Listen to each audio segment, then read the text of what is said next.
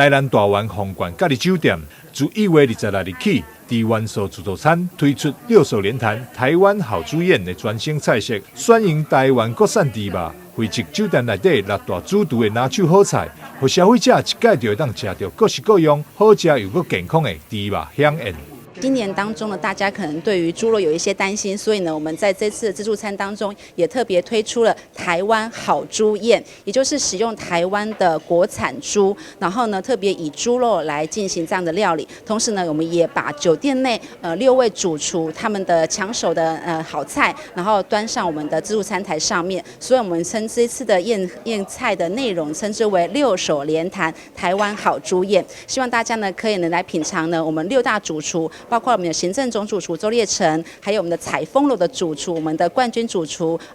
袁师傅，还有包括我们的西餐的主厨，还有我们的自助餐的主厨沙师傅，还有我们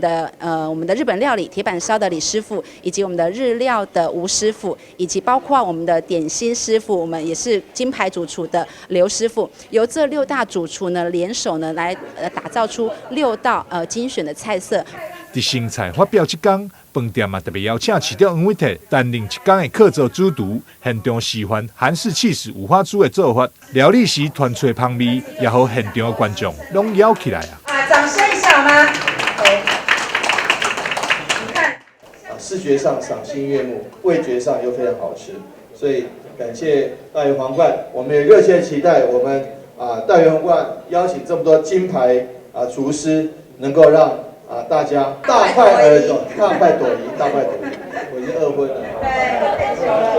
食美味嘛要顾着健康，饭店除了对每一批肉品拢做好内质检验，在用餐区嘛架起透明亚克力板，防止喙烂飞沫乱喷。也要求顾客用菜时阵必须要挂好喙安手套，确实做好防疫工作，让每一位消费者拢会当安心享用美食。